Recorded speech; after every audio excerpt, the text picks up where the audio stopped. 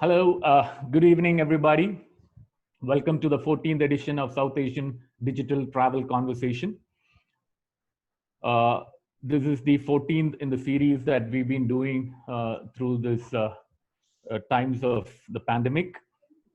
We've been fortunate enough to have quite a lot of prominent personalities in the travel and hospitality segment across South Asia being featured here, who've come forward and shared their views and on the challenges that this pandemic has put us in, and the way forward, and what would be the new normal for the industry post COVID. So today we are here to discuss travel technology and adapting to change.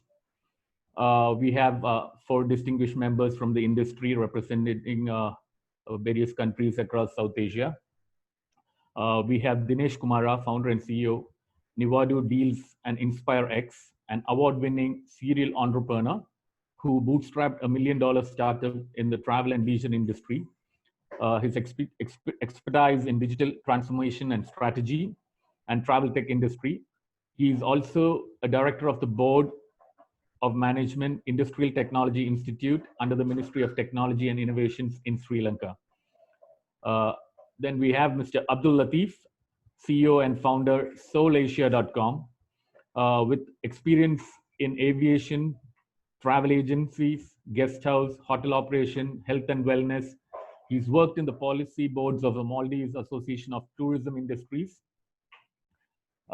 He's also been associated with the Association of Travel Agents and Tour Operators, National Chamber of Commerce and Industries, Labor Advisory Board, Tourism Promotion Board.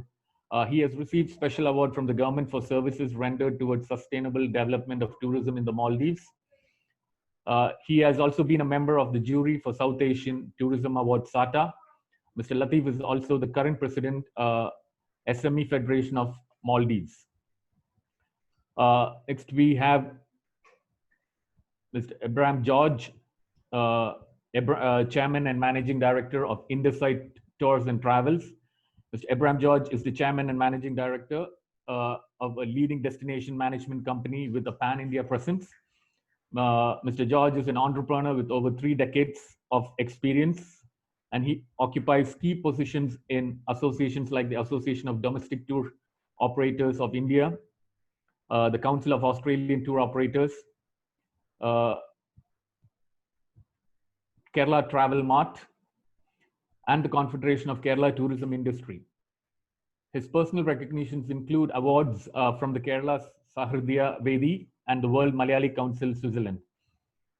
Last but not least, on today's panel, we have Mr. Tawfiq Rahman, Secretary General of PATA Bangladesh chapter.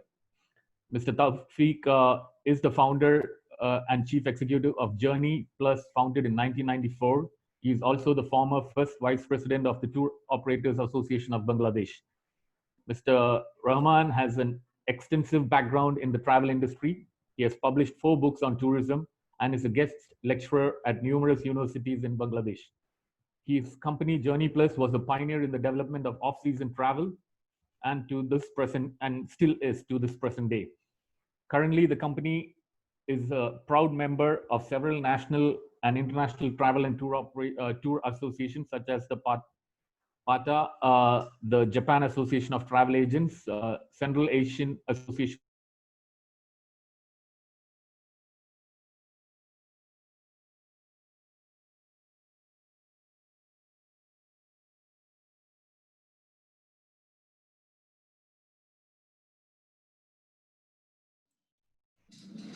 Suraj, we lost you.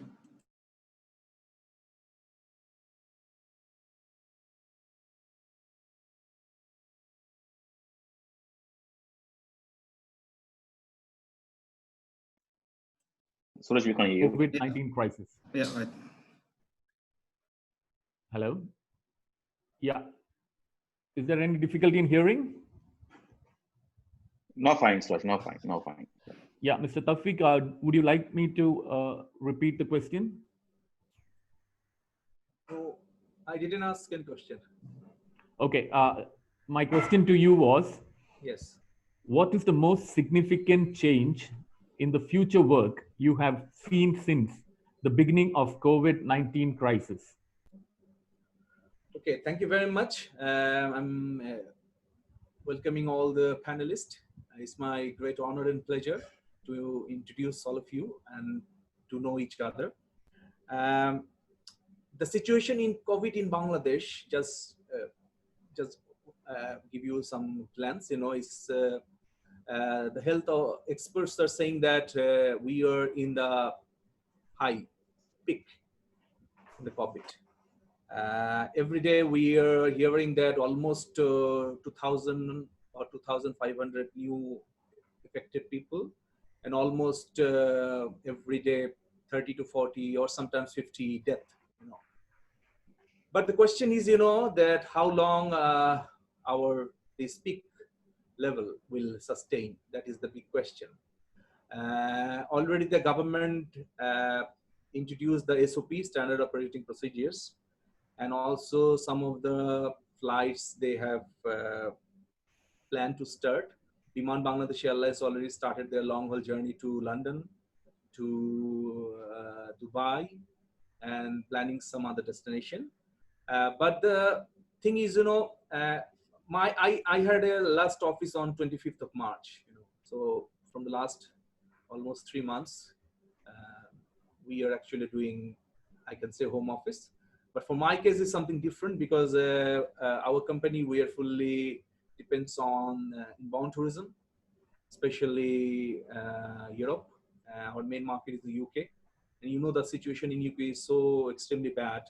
So now our office is almost closed. From the last 3 months or 4 months, I think I visited 3 or 4 times to my office and stayed 1 or 2 hours, because we had nothing to do at this time, And unfortunately, I'm not doing much outbound or much domestic. So our company is 90 to 95%. We are fully depends on inbound tourism. So it's completely shut down, and we actually don't know when the situation will be over. Unfortunately, we have a Bangladesh Tourism Board, we have a tourism ministry, and some other private associations, but nobody is clearly, saying that when these things will be over. But for my experience, saying that before October or November, the situation will not go to the normal. Even in October, November, we actually don't know. So my assumption is this season, the whole season, because our main season is from October to March or April. So we actually lost this season, And from Prata Bangladesh chapter, we had one research from February to June. We have shown that almost Bangladesh lost 9,705 crore taka, Bangladeshi taka, as a turnover. And if you can say the loss, almost more than 2,000 crore Bangladeshi taka we have lost during these 5 months. And another big issue is more than 300,000 employee from travel and tourism will lose their job. So that is the scaring part, because especially the hotels in different areas, travel agents, we have almost 400 travel agents, almost 1,500 tour operators, private airlines, resorts, so there is every chance that if it is continue until December, then almost 6,000 to 7,000 employee from travel and tourism will completely lost their job, and the turnover would be more than 20,000 crore Bangladeshi taka. So it's a huge loss.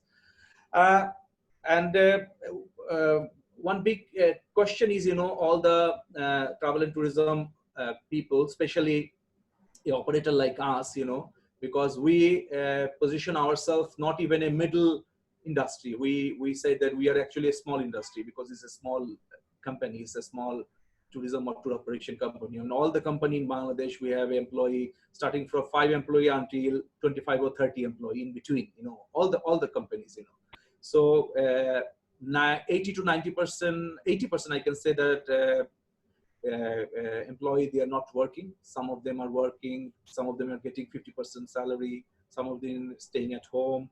So one advantage is, we are very much habituated to start our office from home office. Though it is little bit boring, so it is very difficult to stay 24 hours at home, and another thing is, because you don't have any much thing to do, because unfortunately, other than tourism, we have nothing to do, no other business. That's why all the tour operators, I can tell you one truth, all the operators or travel agents, small travel agents, they are trying to looking for their alternative jobs.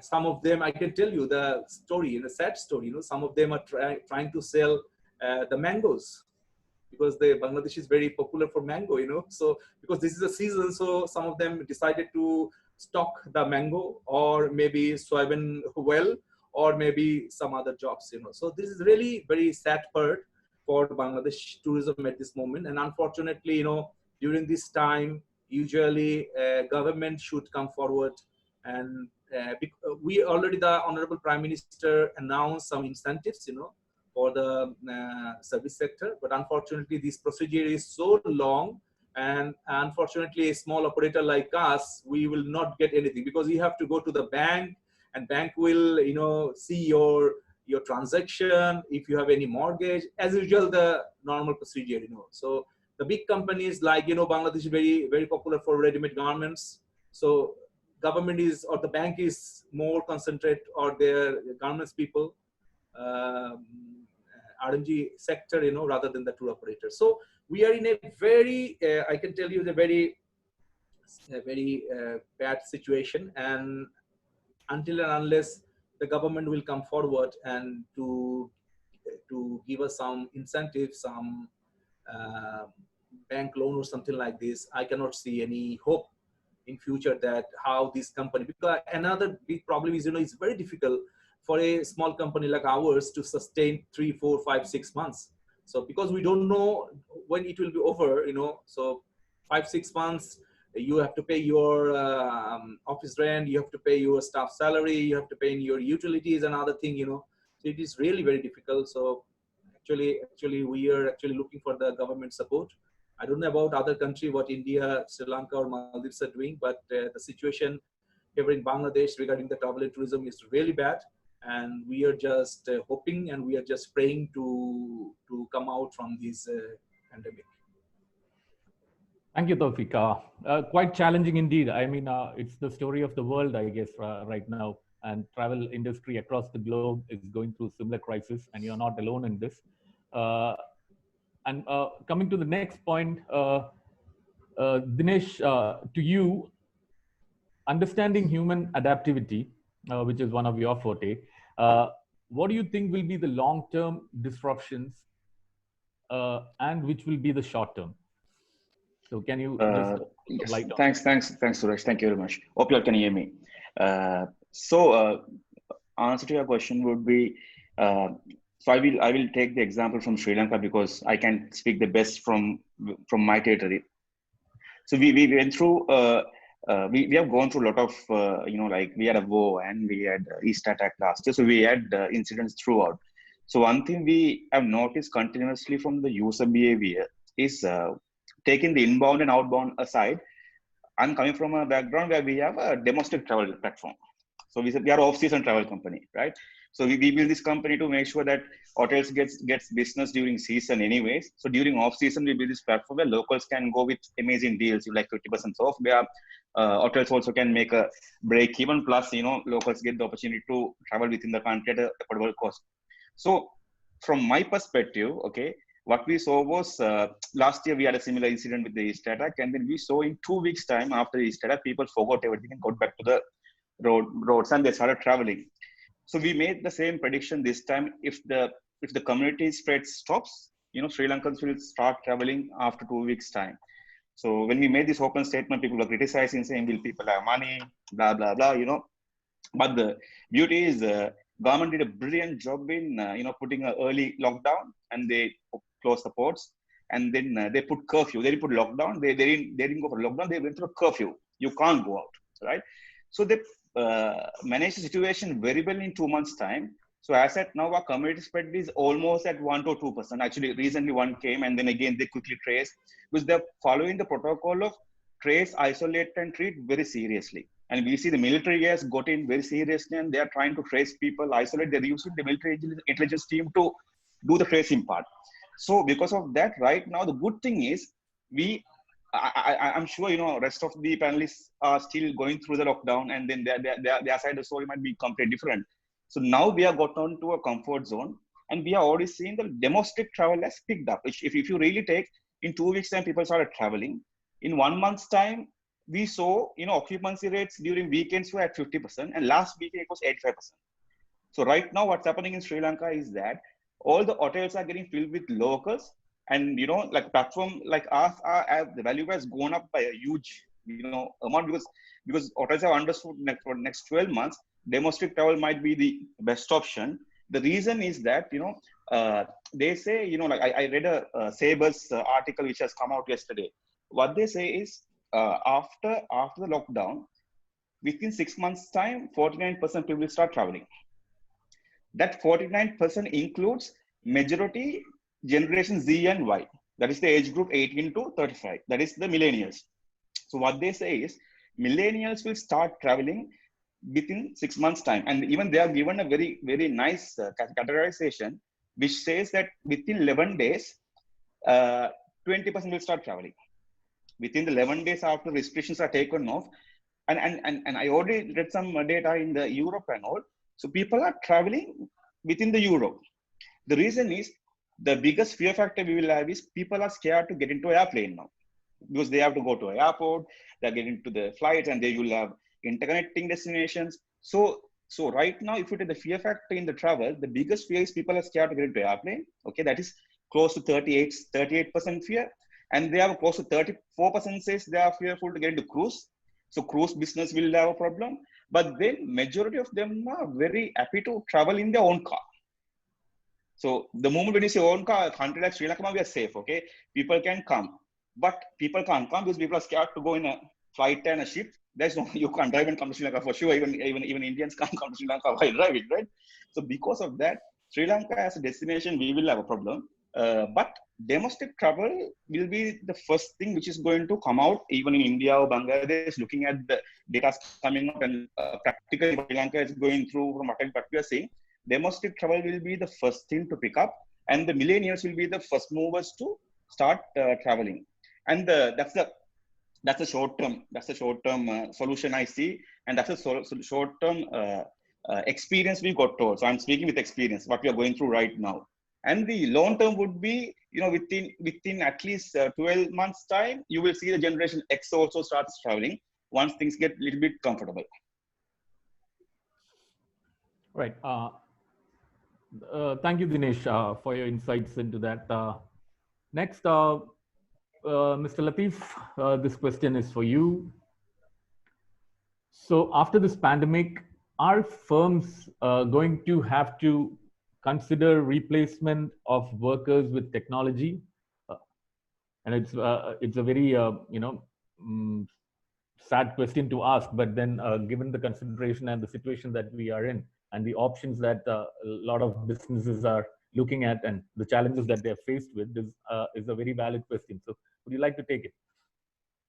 Thank you, Rajiv, and nice meeting all of you. I think it's a very sensitive question, but I'm one person who always looks at positive side of things. We know this pandemic is a sad situation for all of us. And regarding the question about the replacement of labor by use of technology, that's something we can really talk in many ways. Unfortunately, when it came to this pandemic, everybody was listening to the advices from health authorities. So the economic policy was overruled by the health policies. So what went on in most cases of this situation was determined by the health professionals. So the outcome otherwise perhaps would have been different. But if we really look at the what had happened during this pandemic, we see that people are asked to stay at home, and then the companies were not able to perform, and everybody had to move down to work from home kind of thing using the technology and the other possible platforms we have. Normally, we used to say every coin has two sides, and this I look at a similar situation. This COVID has taught us the importance of working from home, and it has proved to us that people can stay at home and work. And when in the normal work life, what has happened is that people from faraway cities, if you look at India, for example, maybe people from different cities like Kerala, they move down to Bangalore, they hire their apartments, then they live with that money. And they do the same work. But on the other side, we can see even the tech companies like Amazon, Microsoft, Facebook, even the banks currently. And in my country, the most two companies are the telecom two companies which provides data and the other telecom services, Ooredoo and Diragu. They have completely moved to work from home. And then probably 1 or 2 times in 2 weeks, only the executives come to the home. So what happens actually is, if we have prepared ourselves to come into this kind of work from technology, we would have not had to go into such a troublesome loss for the companies, because people would have been able to stay at home. Employers would have been able to provide them lesser salary, because obviously renting apartments close to workplaces would have been saved. The migration to technology is not that expensive. The road congestion would have been better. We do not have to look for the fuel to travel far away distances to work. And so there are a lot of other advantages we could have had by having to move to the houses. This problem we face so bad because we were not prepared, and we have had people warning us, like Bill Clinton, we have seen Microsoft owners, Bill Gates. He was talking to us 2 years ago on this. And the previous president of US, he was also warning all of us in the world that we should get prepared for a situation like this. So our policymakers, unfortunately, most of these policies are made by the people who are a little bit elderly. And the migration for them is something that is not very convenient or that is not very positive in their way of looking. And this is why this problem has come. And now the question here was what would happen to the employment when we migrate to the technology? I think we should look at this way. Now, a machine, a program, or a robot is something we produce, humans. We produce that. But what happens is after, now, let's say we use this programming languages and things like that in the office to work. But then let's say in a hotel, we may be using robots to go and do the work, and then machines we use in the factories and places like farm. But that doesn't completely replace labor in my thinking. Because if you have a computer or you have a machine, you need a person to prepare your programs to feed it to that one. So you create an employment there. And then you need a person to make sure the machine is maintained and running. So you need to have another person employed onto this one. And then there's a third one, is the one that is preparing the data that you feed into a system like this. So because a machine is something that the data you feed into that is what is garbage in, garbage out, that kind of thing. So I do not really think that completely changes or replaces the human labor because we do the computerization. I think it only brings an efficiency to the system that we are working, and that's how I look at it.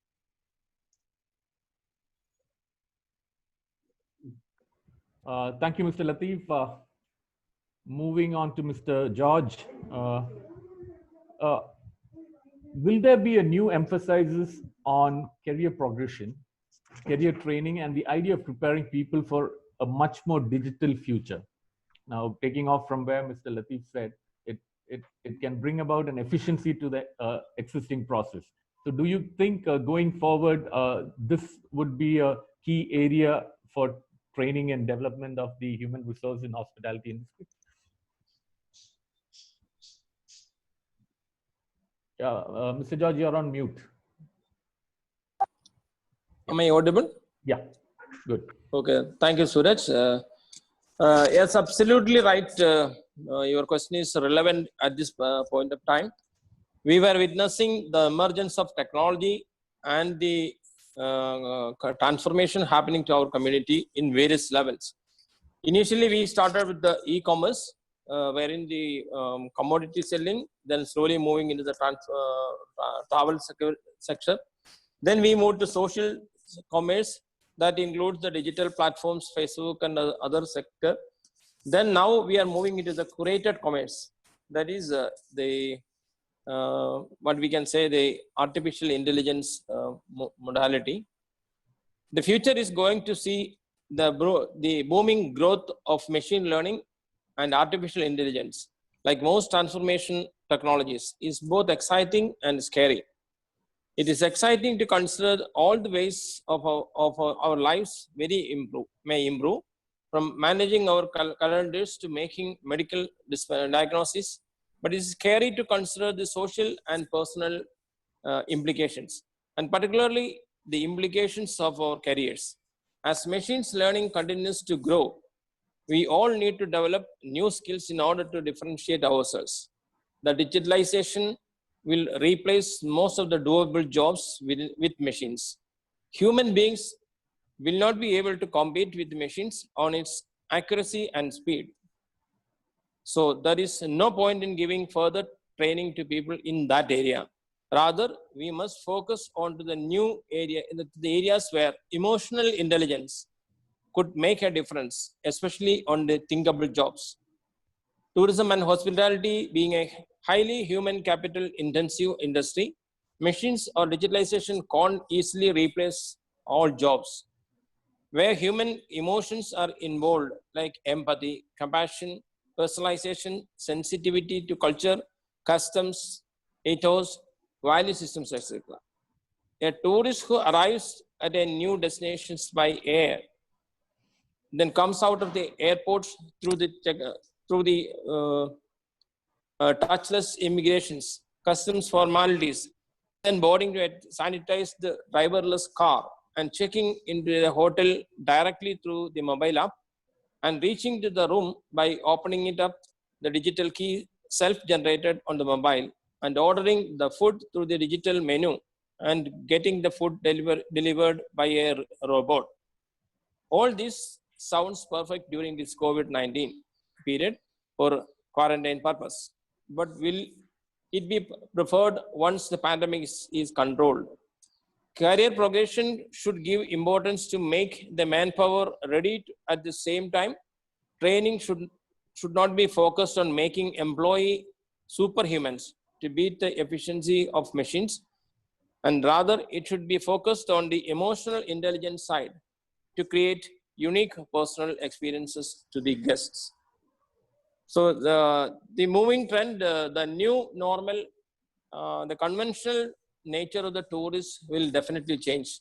We have to focus for the new normal customer, just like digital nomads who want experiential and personalization services. So in these areas, we need to train our working force. Previously, we were getting a mail, we are preparing an itinerary and sending it to the customer. Tomorrow, it is not required. It is not really the required. Once a requirement comes, a mail comes, the system should analyze the nature of the customer, what is his interest, what is his priority. We should be able to utilize our technology background to understand the customer need and create a new product to the customer. We all know that in the next 2-3 years, the style of tourism will change. There will not be any mass tourism. The very individual travelers, maximum mass travel can be within 10 groups. So we have to change our manpower efficiency and their working culture. So at the same, we need to the career organization or training should be given. Thank you, Mr. George. Moving on to you, Tawfiq. Today, almost 60 to 80% of the employers use social networking sites to research job candidates. How is social media and digital in general becoming a strategic tool in hiring and recruitment, and how will this continue to evolve? You're on mute, Tawfiq. Sorry. Yeah. First of all, I said that I actually born in a manual era, in my time. And now I am trying to update it myself in a digital era. But it's really a difficult task. I mean, every time I used to take help from my daughter because she is much more expert than me, and this generation has a huge extensive knowledge about digital or social structures. But you are very right. That is the only way, to research or to check the background of the employee, whether because nowadays you have a Facebook, you have a Twitter, you have a WhatsApp, so many advantages. So immediately you can go and see about their past experiences, what if they did anything bad or good, what is their experiences, whether it is a cope to your requirement or not, So that is definitely a good experiences. And I'm sure that during this COVID or post-COVID period, many of the companies will fully depend on these social media research for recruiting a candidate. Here also in Bangladesh, the big hotels like five-star hotels, chain hotels, or big airlines, big GSA companies, big cruise companies, they are actually very much depends on the these social media or employee research, because research is very much important. But a small company like ours, sometimes we said that okay, fine, you send your CV or the biodata to email, so let's see, and we hardly check the maybe Facebook or is it Twitter or see, or sometimes what we do, we looking for some references at their previous job place, trying to call them, because it's a small world, so it's a small industry, so we know each other very well, just to check that whether he has any bad reputation, or just to take permission that if I can take him or her, so do you have any objection or anything, something like this. But I'm sure that the coming world, the post-COVID period, will be fully digitized and fully depends on the social media structures. And in future, the social media will create a significant role for recruiting or hiring our potential candidates to run this industry. Thank you, Tawfiq. Dinesh, what is your take on the digitization of the travel and hospitality sector in Sri Lanka? I mean, I think there's been a very spike in digitization across Sri Lanka in the last 5-6 years, where we've really seen a lot of digital platforms based on the sector popping up, and many youngsters jumping onto the bag and creating companies and services based on digital platforms. So how has all this evolved in the Sri Lankan industry? Yeah, for the Sri Lankan context, Suraj, actually we saw a lot of startups coming in this space within last, as you correctly said, within last 5 to 6 years time. So I really like what John mentioned, like how digital, how this transformation can happen. And then he told you need the emotional intelligence in par with artificial intelligence, because you can't depend only on digital. You need emotional intelligence. I mean, you need the people to smile and welcome people. That fact is important. But then, answer to your question, Suraj, through digital transformation, we can do a lot of, we can improve the efficiency. We can do a lot of automation. So a lot of paperwork we can get rid of. So if you see most of the 5-star chains right now, they follow these protocols. Okay. But if you really take in any country, if you take Sri Lanka, has 90,000 rooms. From that, close to 8,500 to 10,000 is owned by the 5 stars. Okay, the rest is not 5 stars. Then we'll say we'll take all the guest houses and lodges out. We have close to 30 to 40,000 resorts, villas, boutiques who are luxury properties. They don't use technology. So you will see this is run by one owner, on one property, two property. So these properties are run 100% manual. So what we had been doing for the last few years is that we went and started transforming them digitally. So there were properties who were not managing a PMS. They didn't have a property management system. So a property management system will help them to put the inventories, to finance, to HR, to everything. A small ERP system to the hotel. And then most of them didn't use a central reservation system to have their inventory in one spot where they can distribute. So then when we start meeting these hotels, we were surprised not even 10% was using a channel manager. I mean, we need to take the data from the property and distribute to all the OTAs around the world. There's close to 250, 300 OTAs all over the world. But unfortunately, these middle segments of properties who are affected the most today. If you see in any country, I'm sure all the 5 stars will be taken care by the governments, the banks, because they have everything right. Okay, but we are taking care of 10% of the industry. If you see 90% is not taken care, because they are more on informal. They are not auditing. They are not keeping books right. You know, some of them haven't renewed their tourist board license. So none of them are being taken care. So the moment the 90% of the industry goes, means we are out of business. I mean, we don't have industry to back on. So it's high time the rest of the players adopt technology now. And I'm not saying let's go to machine learning and AI at this stage. At least get your property management system right.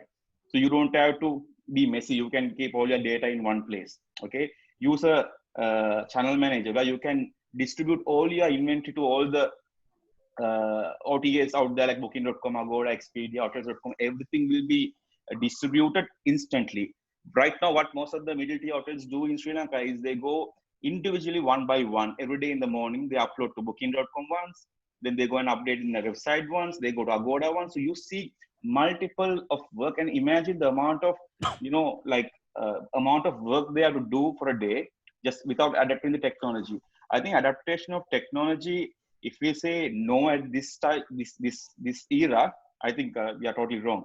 But I agree, we can't solely run on technology a business of leisure, travel, and industry, because we are dealing with people.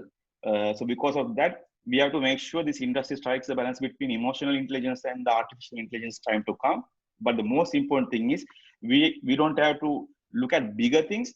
We have to start with the small things, like getting your basics right. And then most of the hotels are not using the search engine optimization. I mean, when you go and type in Google for hotel, you see all the OTAs are overpowering the properties. You very barely see a hotel website coming up. You never, I mean, in the second page only, you will see the hotel website appearing. So hotels, especially the mid-tier hotels, have to invest a little bit of time there to make sure during at least this time to get their SEO ranking in the Google Lab, and then use the digital marketing strategy right. Now, one thing is every hotel has a business strategy, business plan, but they don't have a digital marketing strategy aligned to the business plan. Now, even in Sri Lanka, there's very few people who can do it also for them. Now, since we had been bootstrapping entrepreneurs who had been doing this for the last 10 years, doing that, this, everything, and we learned the science, so we can help. But if you ask how many people in Sri Lanka can do it, I can say, not even 10 as the end-to-end expertise to put everything together and do it. Okay. So I think it's very important we align our business strategy to the digital marketing strategy and execute it methodically and adapt the right technology for the right property. Thank you, Dinesh. Mr. Latif, we've been hearing, recently from several industry players that the virus is creating a situation with dollar liquidity and concerns. So to what extent is liquidity tightening in this industry, and how is trade changing as the world moves into this new normal as we know it now? You hear me? Hello, you hear me? Yeah, of course. Okay. Please. Now, I think we had add something to what Dinesh had said. There were there are a few reasons why these dollar shortages are coming, and how much every country affected is different from country to country. For example, countries like India, they're very self-sufficient. Even for tourism, it's a huge continent. And then I have seen, while I was traveling around in India, I have seen the products from the north, from Rajasthan, go down to Mandava, Bikana, even in Jodhpur and Ranikrupur. I have been to seen almost all the cultural triangles there. And then coming down to the south, I have also seen what is in the backwaters of Kerala, and then go into other metropolitan cities like Bangalore, what's happening. And then have been also around in places like Ajanta caves in Mumbai, and, Delhi gates and so on. When you go traveling there, you're really traveling into many countries. But when it comes to Maldives, it's different. Because in India, you can manage with your own domestic tourism. Sri Lanka is slightly better than us. But this also can be done in Maldives. But that is something we have to introduce. So if we have a problem like this, a situation like this, we still have some level of domestic tourism. And this is something that should come in our planning before coming to the dollars, because we need, at least before the dollar, we need some kind of liquidity to see that we have money to buy vegetables and fruits for us to eat. Now, when I mention about the vegetables and fruits, there's another problem here. In Maldives, I can remember when tourism came up here in 72, we had a GDP close to $200, PPP. And today we have exceeded on the figures. If you look at, we are being SATA, you look at the SATA figures on the statistics of SATA today for the South Asian region on their GDP and statistics. I think Maldives is on the top and exceeding 21, close to $22,000, whereas the rest of the countries falls much later. Sri Lanka comes second, coming down to something like 16,000 and so on. And then India comes probably third, around 9,000 or something, if I can remember well. So there it goes down and so on. But the question is today, when we don't have dollars, we have to go and ask Sri Lanka or India to swap currencies. Because we don't have money to buy our food. Those days we used to produce our food. We also, when we talk about situations like this, we should not only think of what we should do today and then how we survive tomorrow. We have to think of what happens in the next year and what is our plan we have for the long term that our country can survive for 5 to 6 months to overcome this. This pandemic came. We are here. I can tell you, we have people who are looking for the dollars to import food. And even 2% of the requirement banks are not able to provide because they do not have. On the other side, Maldives has the highest per capita on GDP, and this money comes from dollars, from foreign investments in the country. And majority of that comes from tourism. And if you look at the tourism segment of Maldives, a big chunk of that are FDI, foreign direct investments here. When you look at the foreign direct investments in the country, we all agree. I'm not disputing that we can live with or we should go without foreign investments. But we have to look at what are the consequences of foreign investments. Over-investment of FDI is a problem for a country. We have seen that in the past, if we look at the Asian financial crisis in 1997, you can see where Malaysia had problems with their ringgits, and then this trouble started with Thailand, and before it recovered in 2002, the Thai baht, which is 29 today, was up over 62, 63, 64, because they had an over-investment, foreign investment, FDI there, where they were dominating the currency when it was put into the free float. And this is why, if we remember, Malaysia, when they had this problem to hold their dollar, they had to peg the ringgits to the dollar. And so these are very complex situations when we talk about the problem of the dollar. Now, coming to the Maldives, I I think a country like Maldives, we have to also allocate our resources not only for the tourism, because then when the tourism, if we do that, when tourism goes bad, we are really in a bad shape. But if we can allocate resources into different things and ask our neighbors like Sri Lanka or India to come and do JV and do farming here, for example, agriculture, fish farming and things like that. These are technologies you already have. And then if we look at our regional prosperity, how the region's heads are looking at SAARC Chamber, they are all the time provocating the idea, you know, they are always promoting the idea to do cross-border breeding. This is what we should be doing as a region. When we talk about here and talk as part of SATA, South Asian region, we must think that we have everything here, from the highest mountain to the deepest sea we have.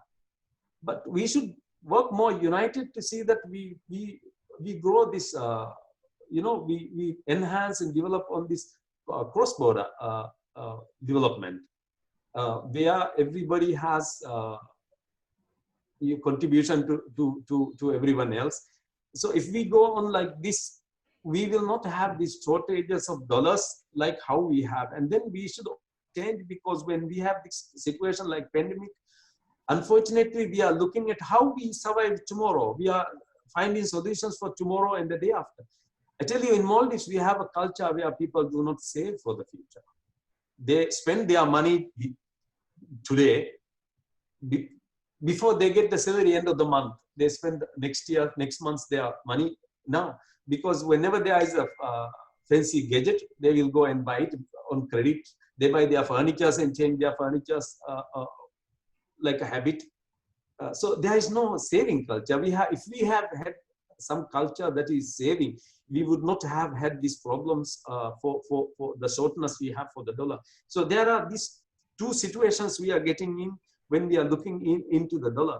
And then to get the dollar, we should not be going on over allocating resources for FDI, because FDI has disadvantages. You know, for a country like Maldives or anywhere in the world, the disadvantages of FDI is that first thing, it brings international technology and people have a chance to go to other jobs after some time because they are trained by the projects. Now in Maldives, most of the FDIs are in tourism industry, but here it doesn't happen because this gives us a huge GDP. This is where our dollar is not there. This is what makes the dollar. We have huge GDP. But the employees are foreigners, the investment are foreigners, its profit goes out, and the supply comes from abroad. So what does remain in the market? Yeah, so this was the problem we have, and I think what we have to, in order to save this dollar liquidity, we have to replan in a way that we have a saving culture, and then we also retain some amount of money. Like we should concentrate into GDP, we should also concentrate on GIP, gross national product. And I think that is what we should be doing. And I don't want to take more time from Rajiv, and then maybe I will say something onto this. Yeah, thank you, Mr. Latif. Moving on to Mr. Abraham. So now, this particular moment in history, it is definitely going to change hospitality as the way we know it. You know, have you been noticing, or do you have any thoughts on what could possibly be the new trends, or new approaches that the industry would have to get itself or can look forward to in the coming days?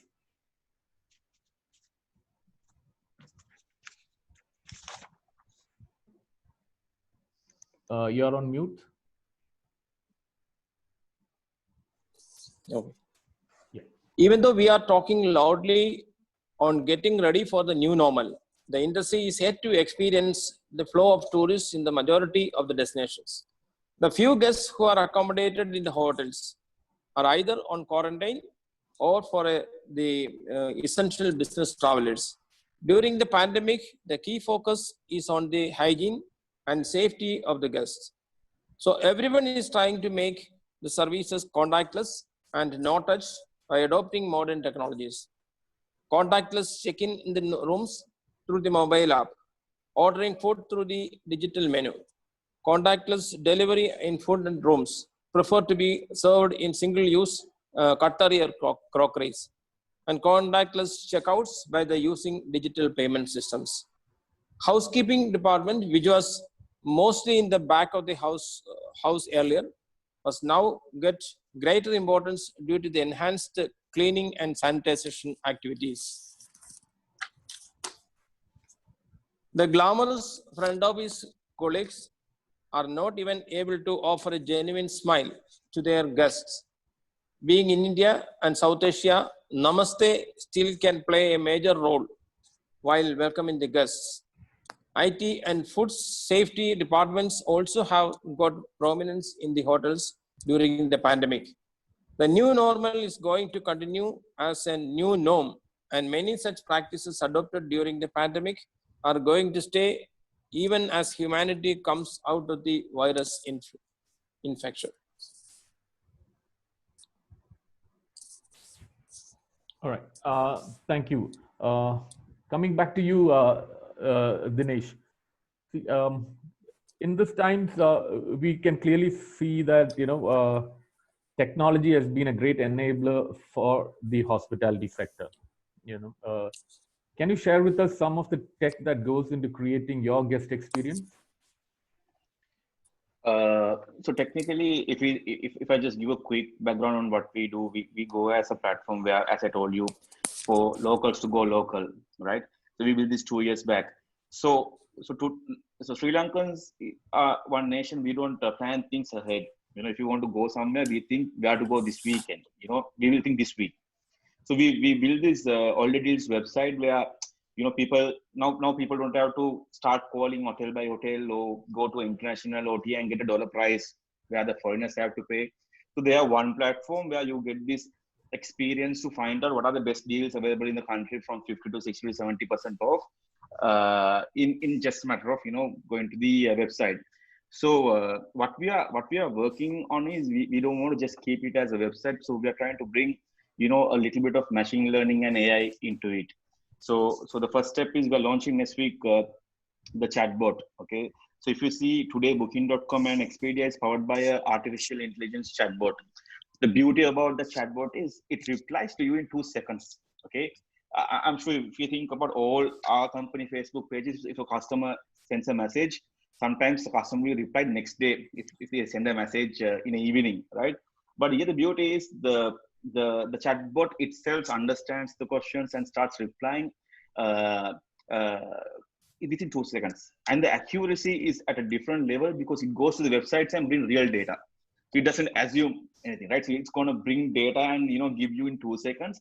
So that's one experience we are bringing in. And then one more thing we have already adapted on our digital marketing strategy is that we have introduced the AR VR, especially VR side, the 360-degree view of properties and all that. So that's been already introduced on our content strategy. So what will bring more experience to the users in the future would be one is AR, the augmented reality, which is going to be very handy, in the content strategy going forward, along with the VR, the 360 views of, where people can see the property 360 before going, how it looks like and feels like.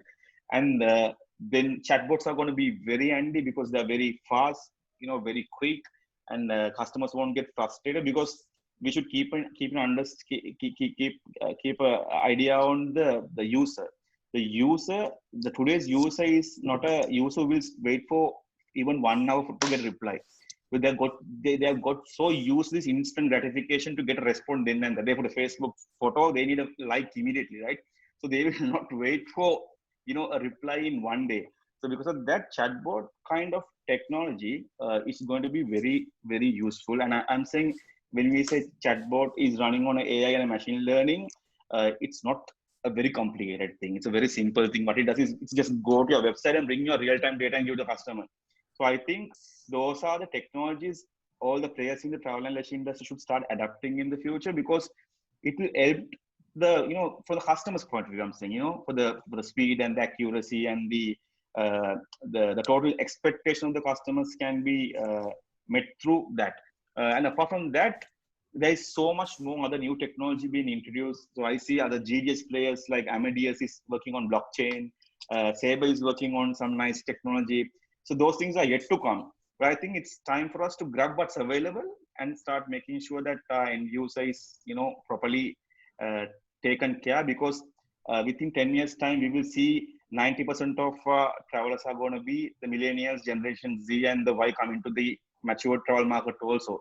So by that time, they will be choosing, to do themselves. So because of that, it has to be tech based, because they are with the smartphone all the time. Okay, great. I think I'll just ask the same question to Taufik as well. You definitely told me that, you had risen from the manual era and now you're like you're part of the digital era where, and in an industry which is adapting to technology. So do you employ any kind of digital platforms or technology to enhance your customer experience? Well, I can tell you that we are actually fully tour operator, or in other way, I can tell you we are actually the ground handling operator or ground handlers, So we are even not a travel agent, So our situation is completely different. So whenever we need any ticketing help, so we go to a IATA travel agent, to issue the tickets and so on. But I just want to comment one point. One of my tour operator friend, he has sent a message to the Facebook. I think this is very much related with Mr. Abdul Latif. He said that robot can serve but cannot smile.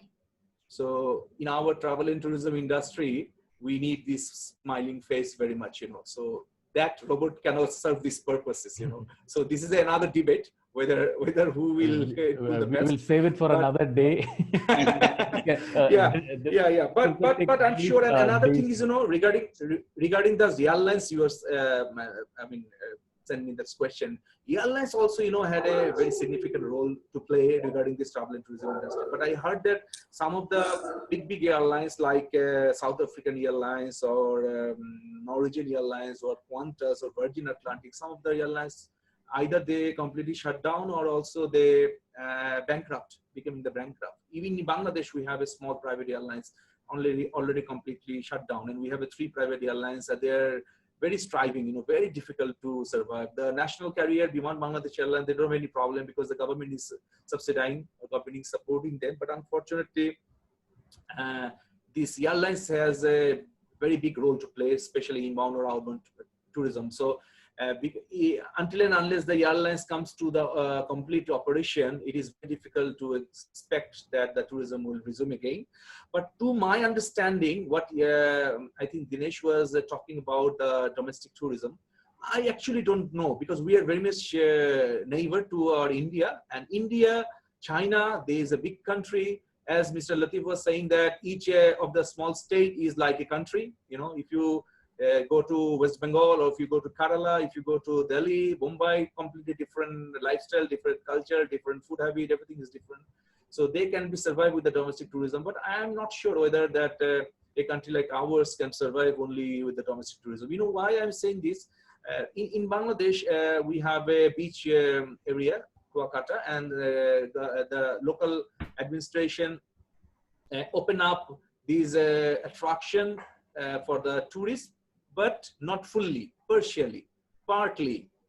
So that is the big question, and if you want to do the tourism in a particular destination, so you cannot restrict to the tourists, no, whether you go this area or you'll not go, this is eligible, this is not, blah, blah, so many things. So if my concern is, if you are in a love, you cannot love partly or love partially. You have to love by your heart, So until and unless the safety measures come to these stand or faith or satisfaction or the confidence level, it is very much difficult, even the domestic tourism. Rather, I see one big opportunity, which might be the cross-border tourism, or maybe the regional tourism or short-haul tourism.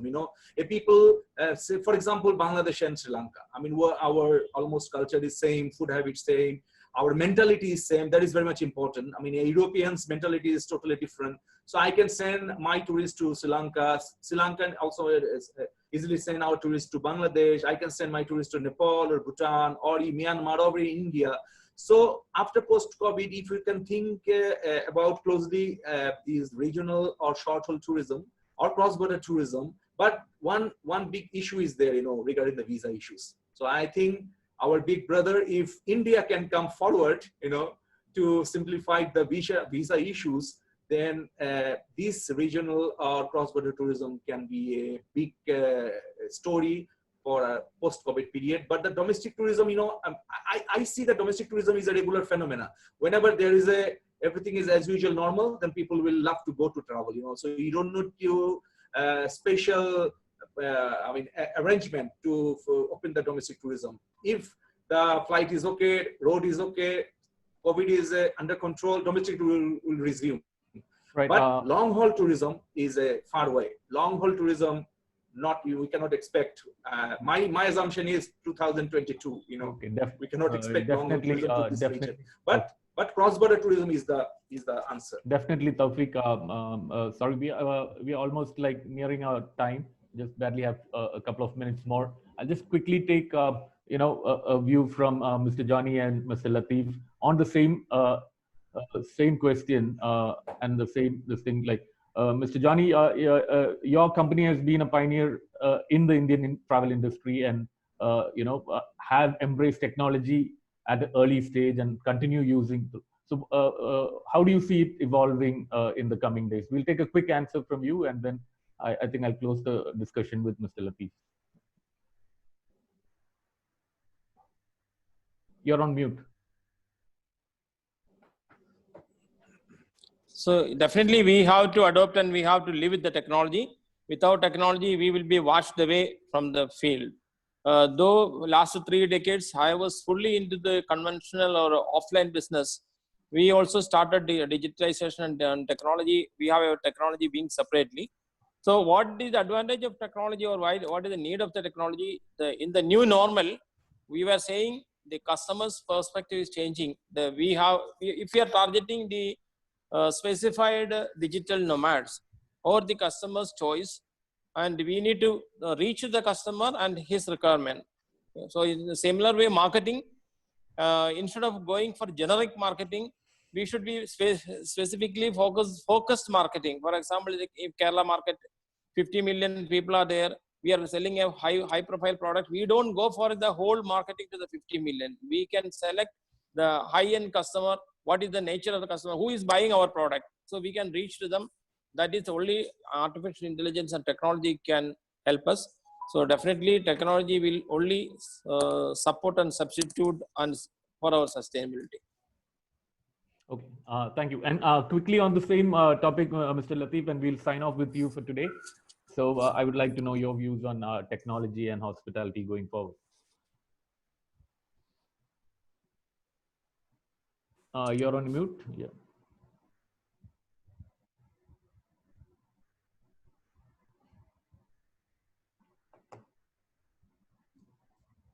Okay.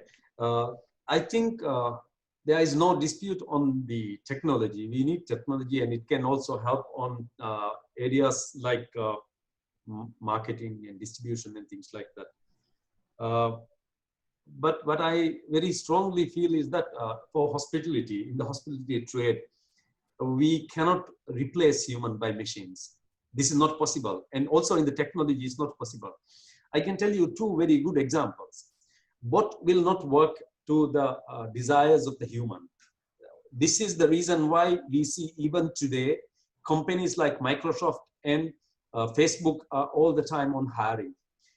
I use their technologies for the distribution, because when COVID came, I relocated all my staff to different places. I have my staff working from India now, some are working from Sri Lanka, some are back in Philippines. I placed them in their own home, and I have told them, go home and work. I told them, I pay you your local salary, not the salary that I pay here, because I give you slightly more than your local salary.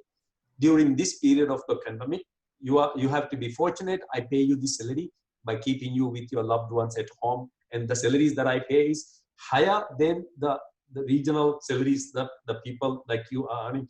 Most of them are very happy to move. And I see that their performance are better when they stay with the family, because even at night they are working. And then I do my distribution through Microsoft Team, and then do the monitoring through, and then plus Facebook-based workplaces. And I went into this because everybody is familiar with Facebook, and we do not have to do much training for them on this. That is one thing. And then you go into Facebook, work for the workplace, or you go into Microsoft Team asking for help. You have 2-3 messages sent that a human takes over the book, because they do not want your customer to be annoyed. I pay for 30 accounts to Microsoft, so they don't want me to be annoyed. And they come and work. We are going to start migration to the technology. We will have a long way, probably decades, to reach where Facebook and teamwork is. And if they cannot give us, people like us, satisfaction today and switch over from bot to human interface, we should not expect that we can replace them tomorrow. This is why I have said it creates 3 jobs. What it does is that it provides opportunity for people to learn to live with low cost with a higher performance, because with the cost of one person that you replace from an urban city to your capital, or to, and providing them the accommodation, all these costs you can manage, and to have 3 staff. So the employment doesn't go well. It's just how we place these resources. I think with 2 minutes, I have a lot to say, but I will just stay quiet. I totally, feel for you. But yes, sadly, our time is for 1 hour. Definitely going forward, we'll all come together on a bigger and larger platform and discuss more on these issues, and look forward to collaborating and probably creating a plan for the region as a whole, where we all can come together and join hands to encourage and bring back the good old days of travel and hospitality in this region. So thank you, gentlemen. Thank you very much for accepting our invite to be on this show, and sharing your thoughts and views on this current situation, and also on the challenges that lie ahead for the industry and this thing. Wish you all the very best, and best of health, and best of safety in your respective homes, and let's hope that we'll come out of this quickly and we can all bounce back and do what we do best. So thank you once again. Have a good evening. Thank you very much. Thank you. Thank you very much. Thank you, Suraj.